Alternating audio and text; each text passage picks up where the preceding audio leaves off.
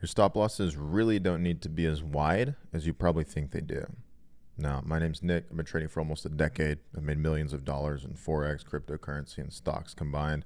I've also run this Telegram channel where I share my analysis every day, just kind of track my trades and analysis and stuff.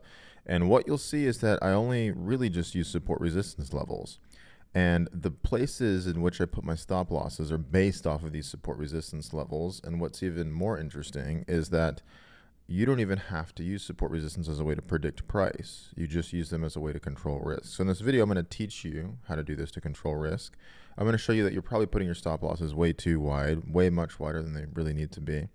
And also, if you'd like to join this Telegram channel, it's free. Just hit the link in the description. I've been running it for like 7 years where I'm sharing all my trades and analysis. There's like 60,000 members in there. So I'm going to show you two examples first, right? We're going to structure a trade, the simple support resistance trade. So let's say, for example, you're here in the daily chart. This is USDJPY.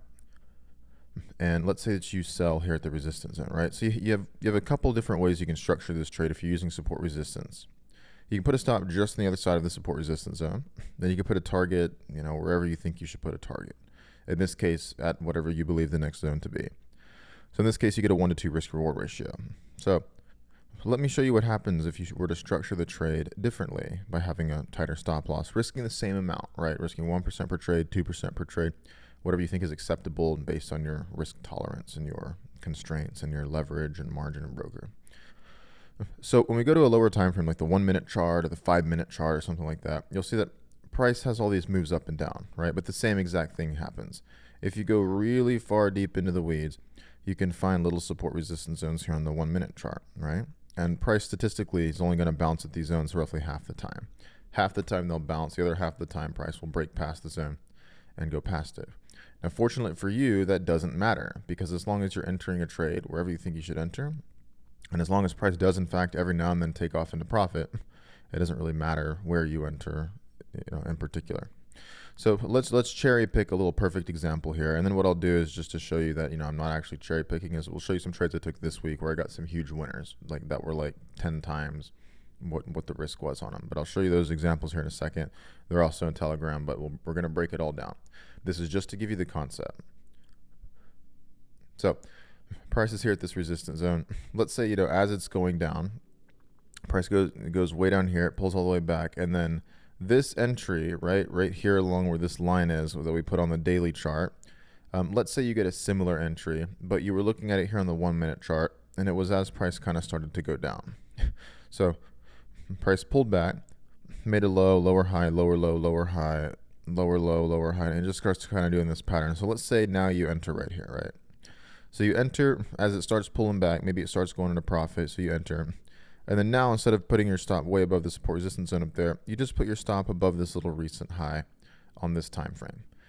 Again, support resistance is not great for predicting price. It is useless for predicting price. Even if you have a lot of experience, it's still really, really hard. You're not going to be right any more than maybe 60% of the time from just what I've seen doing this for over a decade, or doing this for almost a decade. But if you use support resistance as a way to structure the risk, you can enter and you can just put your stop right on the other side of a recent high or low, on the other side of a support resistance zone. Let me show you what happens to the multiples of profit when you do get a winner if it's structured this way. With the same target on the daily, right?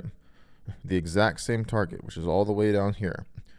Now, if you're right on this and it does go into profit, you get a 1 to 13 risk to reward ratio, right? So you make 13 times whatever it was you're risking. Whereas when we go to the daily and we looked at the original trading setup on that daily chart, this right here is a 1% risk for a 2% profit. That's not bad, right? For a lot of my trading career, I've used 1 to 1 risk reward ratios, but I just use them as kind of a way to structure the absolute risk, like the maximum risk. And then what I would always do is if the trade starts going against me or starts ranging or going sideways or breaks past the zone and comes back to retest it, and now the price is sitting around my entry, I would try to get out of the trades that were not working early. So it meant that my average loss was smaller than my average win, because when a trade would start going into profit, I would do one of two things. Number one, I would always try to hold to the profit target and not close early, unless the context dictated otherwise. But number two, there would also be cases where I would just move the stop to break even to just minimize the risk to the account balance, right? So if it comes back, the only thing at risk is whatever the open profit is on the trade.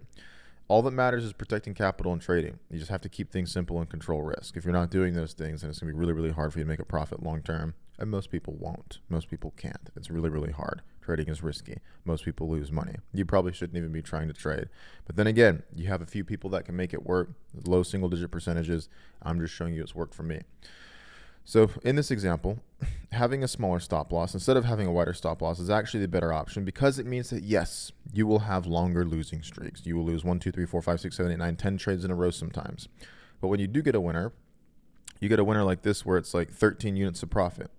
Even after fees and commissions for the last few trades, let's just say it's 10 units of net profit, right? That wipes out. I mean, if you had lost 10 trades in a row and you just win that one and just randomly goes to the profit target, easily, then you make a nice big profit. So I'm going to show you a trade that I took this past week. It was a Euro USD trade. So I took this a couple days ago. I re-entered a buy on Euro USD. So I had taken this first trade. I had tried to trade it right here. I'm long on Euro USD. You could see I entered, this was just based on daily support resistance, right? It was based on the fact that price already rejected this daily resistance and then started trying to go and break past it. So on the lower time frames, I went here on Euro USD and I just was like, okay, we're making higher lows into the zone and it looks like we're going to break past it. So as price was doing this right here and breaking past it, I entered a buy. That buy came and stopped out. So we can go look at the exact specifics, but the stop loss was essentially like somewhere like that. So it stopped out. Asian session changeover happened, and then price started doing this again and going back up.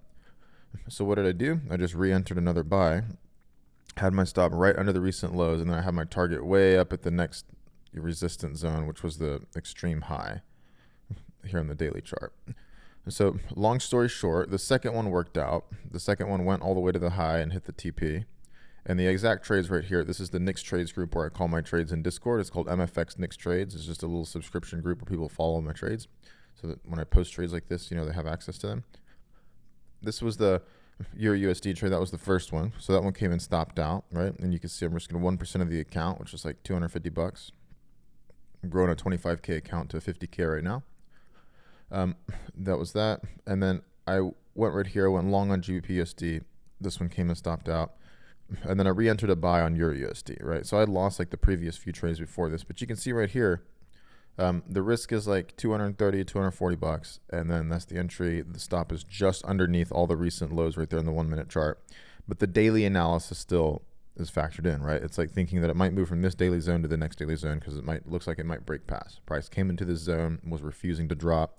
We had a lot of higher lows being painted, higher highs. I just thought, okay, maybe it'll break past, right? So I buy and I just put my stop right under the recent support, the recent lows. This is the whole crux of this video, hinges upon this idea, is that if you're putting your stop way below price, you probably don't need to, right? Because like if you just use a smaller position size, perhaps risk a little bit less, you only need to put your stop right past the location where the trade would immediately be invalidated. And you can use lower time frames to do this. I don't think using lower time frames in isolation works the best for me in my experience over the past like 9 years of trading. It seems to be the case that if you take higher time frames and combine them with lower time frames and kind of put everything together, you can contextualize trading opportunities much better. When I'm teaching people how to do this, I teach them to just go to the lower time frames, and I teach them to just do that just to kind of get the experience and seeing that they're going to lose most trades, because the trades are usually just going to hit stop loss immediately. Like that's 45% of the time. The other 45% of the time, they're going to go into a 1-to-1, 1-to-2 risk reward ratio. The stop will then be moved to break even, and then it will come back and hit that break even stop. That happens another 45% of the time. And anywhere from 5 to 10% of the time, the trade turns into a huge profit. And you just keep trailing your stop underneath the recent lows, or if it's in a downtrend, you're selling, you just trail the stop above the recent highs on the lower time frame. And then even when it does stop out, you still make multiples of profit, more like 5, 10, 15 times what you would have made had you just used a really, really wide stop and got a 1-to-1 or 1-to-2 risk reward ratio. In most cases, you can just quite literally throw your stop right on the other side of the recent lows. And you have to understand, most of them are going to stop out, and it doesn't mean you were wrong, and it doesn't mean you're a bad trader. It doesn't mean your timing's bad. It just means that just as a statistical matter of probability, most of the trades are just not going to work, right? They're either going to hit the stop half the time or come and go into profit. You move the stop to break even, then it takes you out at break even. The point of this, though, is the losses are all very small. And when you do get a winner, which is statistically like the probability of you getting a big winner just by random distribution and random chance alone is very high, right? Given 100 trades, you're probably going to get one of those trades go to 20, 30, 40 times whatever it was you risked on it. And if the other trades are just kind of net break even and net small loss, it doesn't matter how many trades you lose in a row, even with commissions and swaps and spreads. Like just doesn't matter if you're having huge, ridiculous winners, right? So with this being the case, I entered to buy. I had to stop right under the recent lows. The daily analysis of price moving from this daily resistance up to the next one was still in play. And this is what ended up happening. So the risk again was like 230, 240 bucks or something. It went up halfway to the profit target. I moved the stop to break even. You can see right there. This is my forex.com terminal. I trade from the charts here on TradingView. So this is just my terminal where I share it from. And when I call trades out, I just show my terminal to the clients that I'll call my trades out to. So price went up into profit. I moved the stop to break even. You can see the profit target up there at the next zone. So this was at 8 p.m. that previous night before. And then I woke up the next morning and price had rocketed all the way into the profit target. So this one trade right here, that represented all the profit for the week, right? Because we had like a couple trade losing streak. I can't remember how many trades earlier this week, right? It's all in here. But the last few trades were either break evens or stop outs or small profit, small loss. But it's all in. Everything's tracked here in the MFX Nicks Trades group. So that was that. And we had a nice little winner. So $2,600, but the risk was only like $230, right? It was essentially like a 1 to 10 or a 1 to 11 risk reward ratio. And then you'll see right here where, I'm taking trades like this, Euro USD, have a profit target, have the stop loss. And then I get out early, right? I close it early because I'm like, I don't think it's going to work. I keep the losses really small. If I lose, it's barely anything. If I win, it's generally more. And then randomly, I get stuff like this right here, like the USD JPY trade I took yesterday. I entered this sell. It was based off the lower time frame. I thought price would go down. And then just randomly, you get trades that start going into a lot of profit. This one went into a max of $1,400 profit before it started coming back, and then ended up closing it in profit last night and calling it out. I moved the stop to break even on UJ. You can see it was a $1,400 profit. Had it continued all the way to the lows down here, just the next daily zone, right? Had it just had that one move from there to there, it might take a day or two. It would have been like $6,000, which would have been, what's that, 20, 30 times what I risked on it. It's just, as long as you're keeping the profits bigger than what the losses are, it all works out. You can see last night, I entered a sell on GBP USD. And you can see that I have my stop loss really tight there. Now on the daily, it doesn't make any sense whatsoever, right? The daily, all that matters is that price is broken above the daily zone. Now it's come back, and instead of bouncing and going up, it's actually just broken back below it. So now I'm thinking like, okay, since we broke back below the zone, maybe we'll go down here to the next support, right? So that's the whole analysis, is that I think it'll move from this resistance zone down here to this support zone. That's it. Now to participate in that idea, I just went to the lower time frames and just looked at the 1 minute, and I'm like, all right, how can I get in with a low risk entry with a stop right above a recent high, and then just play it that way, right? So last night, my entry was effectively something like, I think it was like this, right? It was something like right here.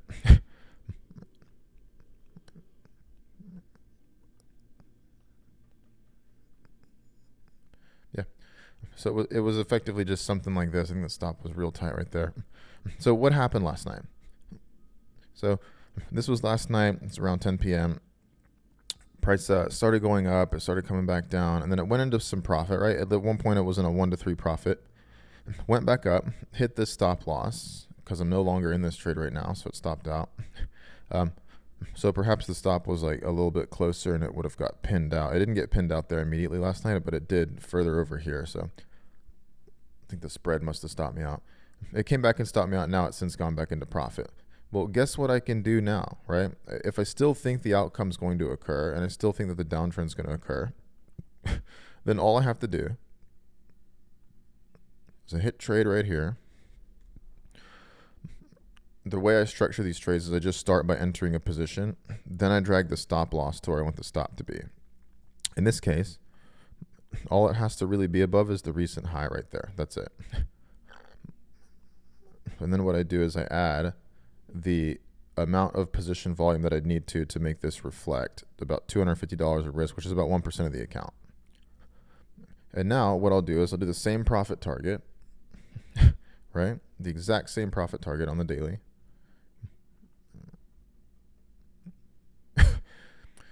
Which is down here. And the price goes down there, it'll make like what, 6 times what I risked. So then how I'll do this is I'll call this trade out. And in the Nick's Trades group, I just click copy link right here and it shows my terminal, it shows everything. But I'll go in here and I'll just copy and paste that in the Nick's Trades group, and then I'll just put I'm short on GBP USD. And everybody in here who's following my trades, they can go and they can just see like, okay, he entered there. His position size is 250,000 quantity, which is 2.5 standard lots. His stop is right there, the orange. Target's down here, and then you're able to follow my trades. Now, the reason this works effortlessly, even if you suck at trading and you can't predict where the hell price is going for the life of you, the reason this works is because it ensures a very, very common, it's a commonly forgotten about concept of trading, which is that you have to make more on your winners than you lose on your losers. Now, the common methodology to do this is just people tell other people like, let your winners run and cut your losses short. What that actually means is that if a trade starts going against you, you need to figure out a way to just make it a small loss under any circumstance. But if a trade does go into profit, you don't know how much profit it will go into. And so instead of making it just a couple units of profit, which is really small, you should really swing for a higher time frame next level. So what that means is that if you think price is going to move from a support level on the daily chart up to the next resistance zone, or hell, even higher, right? Had I held the Euro USD trade, it wouldn't have been $2,600 profit. It wouldn't have been a 10 units of profit risk. If I had held it higher, it would have gone all the way to a 1 to 20 risk reward ratio, just to a higher high, right? Which on the daily, that's like one blip on the chart. It's just like one daily candle. If I just held it there, it would have been double the profit, right? I would have made like a 1 to 20 risk reward ratio.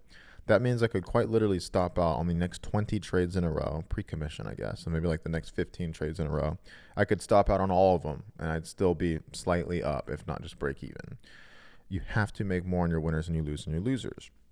That is why your stop loss is probably way too far. You just probably don't need to put it that far. Now, you can't do this if you're risking 5-10% per trade with a stop loss that close, because statistically you're just going to have a longer losing streak / break-even period. So what it means is that whenever you are doing this, make sure that you're moving your stop to break even after you enter a trade and it starts moving into profit. How much profit? It doesn't really matter. 1 unit of profit, 2 units of profit, 3 units of profit. It's all up to you. You get to determine that. You get to decide when to move it into profit. And the cool part is it really just doesn't matter that much, provided that you are actually just protecting the position with a break-even stop after a little bit of profit is achieved. If you want to be, I guess, a little bit safer and more conservative, after it moves into 1 unit of profit, move the stop to break even and just accept the fact that most of the time it's going to come back and hit that break even stop loss. This may seem counterintuitive and counterproductive, but believe me, I have been doing this for a very, very, very long time.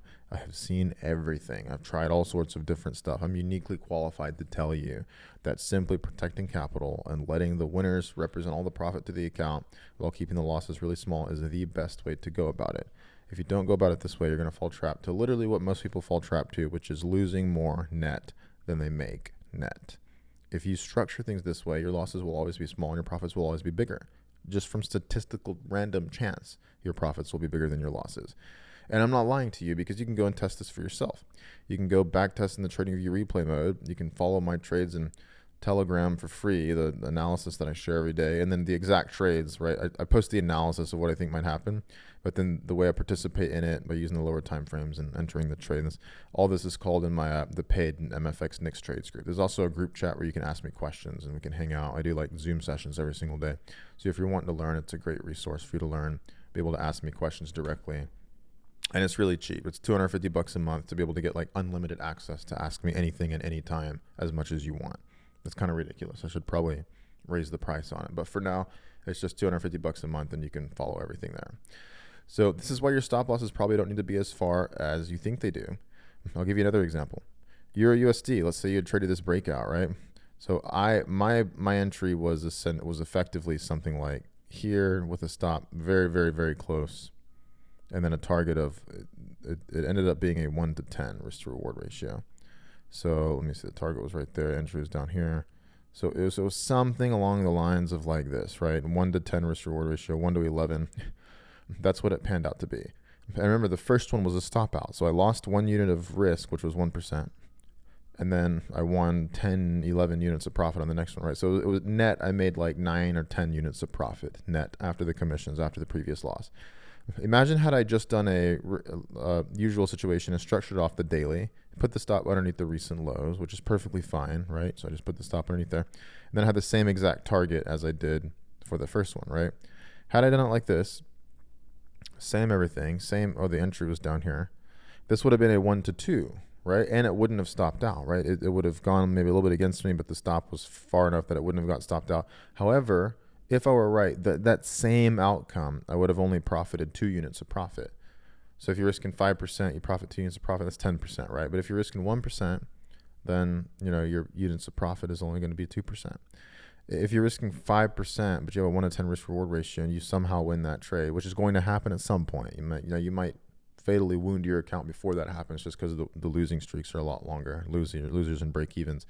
But say you risk 5%, you get a 1 to 10 risk reward ratio. You've made 50% on that one trade, right? And that happens too. And a 1 to 10 is not outlandish, right? 1 to 15, 1 to 20, 1 to 25, 1 to 30 risk rewards, those will happen too. Now, obviously, much less often, but they will happen at some point, right? Usually a couple times a month. But regularly, 1 to 10, 1 to 15 risk reward ratios will just occur all the time, right? Depending on which pair you're trading, depending on your spread, depending on where your stops are. I'm using a raw pricing account with Forex.com. That's not a recommendation. That's just like what I'm using right now because like all the other brokers have shut my accounts down and will not let me trade with them, or they're sketchy and offshore, and I was having troubles with withdrawals. So I'm just using Forex.com because they're the only regulated option where I don't have to worry right now. But again, I'm not affiliated with them, and I don't make any money by telling you that. That's just what I'm doing right now until I can find something better. So with this being said, this is probably why your stops don't need to be so far. And if I were you, the simple takeaway from this video is to, whenever you're going to trade, get your idea together on the higher time frame.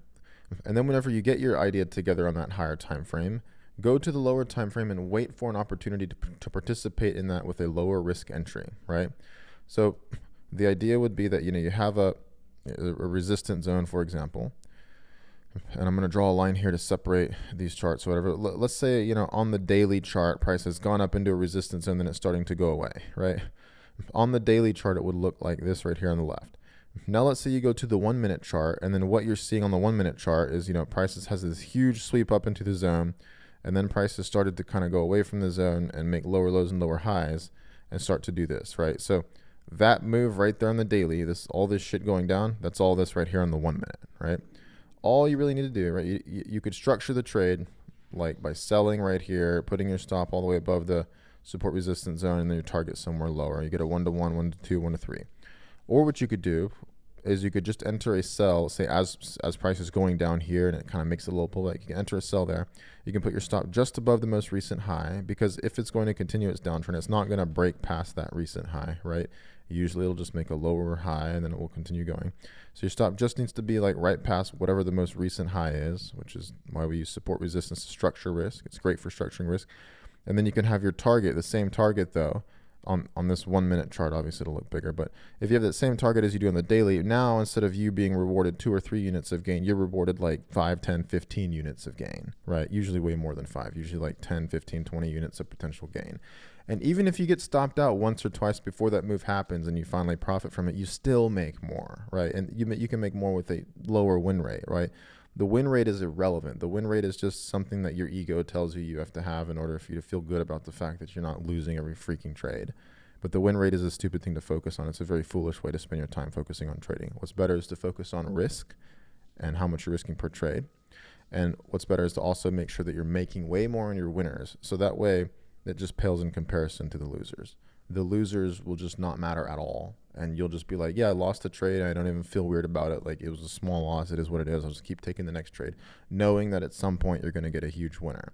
Now, again, your percentage risk has to be low in order for this to work, because if it's not, what will happen is you'll risk a lot per trade. You'll take a 5 trade losing streak and you'll just get upset and pissed off, and you'll run away from the charts crying that the banks are against you and they're hitting your stop losses or some schizophrenic bullshit like that.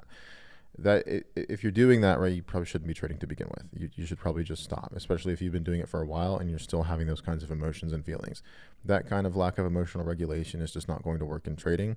And I'm not lying to you, and I'm not being a dick either. I'm just telling you the truth. Like, you have to be able to like trade in such a way that, like, yeah, I know I'm going to take losses all the time. I'm going to get stopped out, or it's going to go into profit. I'll move the stop to break even, then I'll come back at break even, and that'll happen 8 or 9 times out of 10. But every now and then you get a trade and it runs and runs and runs and runs and runs, and you make so much more profit and all the losses didn't even matter. You have to trade in such a way where it is low risk, and when you lose, the losses are very small. But when you win every now and then, the winners are huge. That is why your stop probably doesn't need to be as far as you think it is.